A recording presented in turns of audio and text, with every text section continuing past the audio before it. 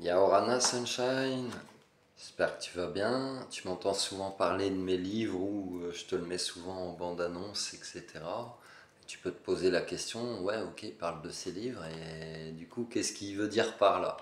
Donc sache que j'ai écrit plusieurs livres, une douzaine, que tu peux trouver sur la plateforme librinova.com et sur cette plateforme, tu ne les trouveras qu'en version numérique. Tu peux en lire également des extraits gratuits.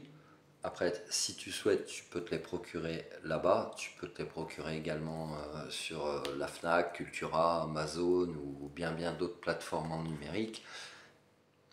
Et en ce qui concerne des versions papier, tu auras la possibilité de te procurer seulement 3 livres en version papier. Pourquoi? Parce que je ne suis pas publié par un éditeur, je passe par un imprimeur. Bien sûr que mes droits d'auteur sont protégés, etc. Mais je fais les choses moi-même, à mon niveau. Donc tu peux te procurer en me contactant avec cette adresse mail. Eyoka, le guide de l'empathie du 21e siècle, tome 1, qui lui traite de l'empathie, de ton hypersensibilité, de ton borderline, TDAH, ce que tu veux, THPI, THPE, etc. Tu auras également le tome 2 que tu peux te procurer. Donc c'est une trilogie, hein, le troisième tome est fini d'écrire, est en cours d'impression, etc. Et puis tu auras aussi Guerrier Arc-en-Ciel Relève-toi, qui lui traite plus du sujet de la médiumnité, c'est-à-dire la médiumnité, les capacités que tu peux avoir, qui sont tout un panel de capacités, par le processus également que tu peux passer, également dans ce livre Guerrier Arc-en-Ciel Relève-toi, livre des médiums en éveil. Tu as une initiation au magnétisme et aux soins énergétiques avec des gestuels, avec des photos, avec des explications, avec des gestuels qui sont propres à moi, qui ne sont pas une vérité absolue, puisqu'on n'a pas tous les mêmes façons de fonctionner, avec aussi un petit peu de mon parcours personnel en tant que médium, depuis mon enfance, etc. Donc si tu souhaites te procurer ces livres en version numérique ou en version papier, tu as tout ce qu'il faut. Je viens de te donner les infos. Puis là, j'avais envie de te lire un petit truc en fait. Voilà, on va prendre les différents empâtes. Alors attends, on va prendre quand même... En fait, les empâtes sont classifiés. Classifie toujours, hein, franchement. Tu as 11 types d'empâtes. Mais il y en a sûrement plus en fait. Les 11 types d'empâtes. Tout étant classifié, stéréotypé, rangé dans des cases dans nos sociétés, les empâtes n'échappent pas à cette règle. Il existe ainsi 11 qualifications d'empathes possédant des perceptions et ressentis différents. Certaines des capacités de cette liste d'empathes pourraient prêter à sourire pour certaines personnes, pourtant vous pourriez y retrouver des points communs avec vous. Il serait intéressant de se pencher sur la question de capacité extrasensorielle. L'empathie surdéveloppée, ou exacerbée, hein, si tu veux, ouvrirait-elle les portes de l'esprit, de la conscience, permettant l'accès à un potentiel latent? Vous comprendrez d'après cette liste pourquoi j'aborde le sujet de capacité extrasensorielle, puis l'une des significations d'extra veut dire en dehors de. Vous prenez donc conscience que votre perception de ressenti, même si celle-ci se passe dans votre corps, capte des vibrations extérieures en dehors de votre corps. Il ne relève donc pas de la science-fiction de dire d'un empathe qu'il possède une ou des capacités extrasensorielles, la science menant déjà de nombreuses études et expériences depuis plusieurs années sur le sujet aux quatre coins du globe. La première catégorie d'empathe, c'est l'empathe physiquement réceptif. Il apparaît que tous les empathes soient réceptifs aux douleurs physiques ou aux maladies des autres individus. La douleur se manifeste dans votre corps, le mal a dit, une capacité qui se révèle être extrêmement utile dans le processus de guérison. La deuxième catégorie d'empathe, c'est l'empathe émotionnellement réceptif. La majorité des empathes sont très, voire extrêmement réceptifs aux états émotionnels extérieurs.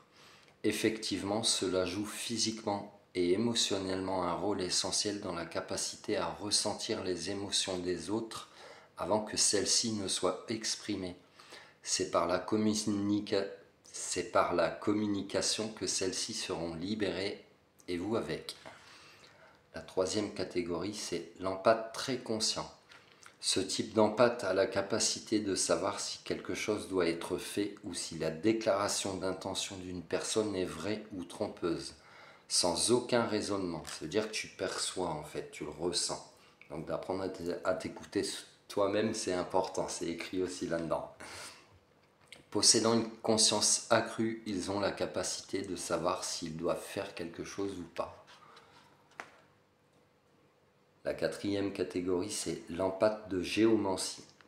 Les empathes géomantiques ont la capacité de lire les signaux et l'énergie étant émise du sol de la Terre, ce qui signifie qu'ils peuvent ressentir si une catastrophe naturelle est imminente, par exemple. Ça peut te ramener à un potentiel de géobiologie.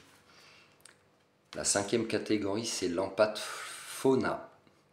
Celui-ci possède une connexion avec les animaux, ils peuvent les sentir, les entendre et interagir, autrement dit, leur parler avec eux. Donc tu as peut-être dans tes capacités, dans ce que tu ressens, une connexion plus particulière avec les animaux. La sixième, c'est l'empathe médium. L'empathe médium a la capacité de voir, entendre, ressentir les esprits, entités, âmes défuntes, percevoir et ressentir les énergies subtiles, donc même d'un lieu, ou un changement vibratoire entre deux personnes. L'empathe serait-il, les empathes seraient-ils tous des médiums sans le savoir? Ça, c'est une question. La septième, c'est l'empathe flora.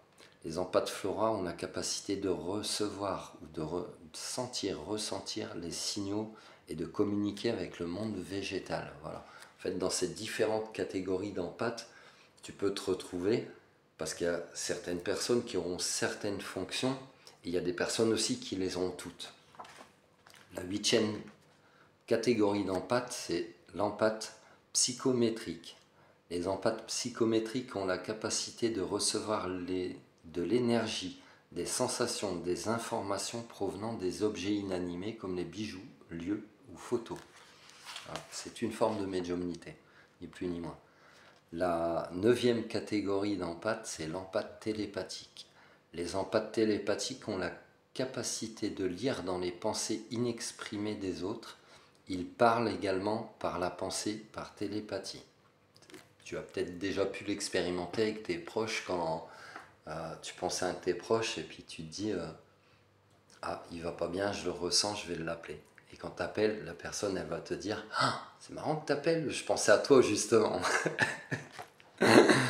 La dixième case d'empathe, c'est l'empathe cognitif.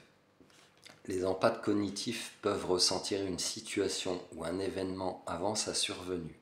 Ces circonstances se manifestent généralement sous forme de rêves avec de grandes sensations émotionnelles et ou physiques. Dans ce monde insensible et rugueux, les empathes ont souvent du mal à maintenir leur harmonie intérieure, mais avec une conscience de soi, tout le monde, y compris les empathes, peut apprendre à apprécier ses capacités. Et la 11e case d'empathe, c'est l'empathe Heyoka. C'est pour ça que j'ai intitulé ce livre Heyoka. Je t'invite à faire des recherches sur ce que veut dire Heyoka. Ça va te ramener à d'autres choses. L'empathe Heyoka. L'Heyoka est considéré comme l'empathe le plus puissant selon la culture amérindienne. Heyoka signifiant clown sacré ou fou. L'Heyoka est un miroir émotionnel vivant pour ceux qui l'entourent. Il révèle nos lacunes et nos faiblesses. Il nous montre nos défauts et un moyen pour travailler dessus. L'empathe Heyoka rassemble également toutes les capacités des autres empathes réunies. C'est un guérisseur, un chaman, comme les appelaient les Amérindiens. Voilà donc plusieurs sortes d'empathes classifiées pour beaucoup d'entre eux. Le fait par exemple de percevoir les pensées, les intentions, de communiquer avec les animaux, les esprits. On pourrait assimiler ces facultés à des capacités médiumniques. l'empathie faisant partie d'un panel d'émotions comme la compassion, l'humilité, la foi, l'intention, etc., dont se sert le médium. Il vous appartiendra alors de chercher peut-être de ce côté-là où vous pourriez obtenir des réponses surprenantes. Voilà. Le Heyoka, le guide de l'empathie du 21e siècle, tome 1. Tu as le tome 2. Le tome 3 arrive bientôt. Et je te fais une autre vidéo sur le tome 2. Prends soin de toi, Sunshine. Et si tu souhaites commander ce livre, eh ben, je t'invite à m'envoyer un mail.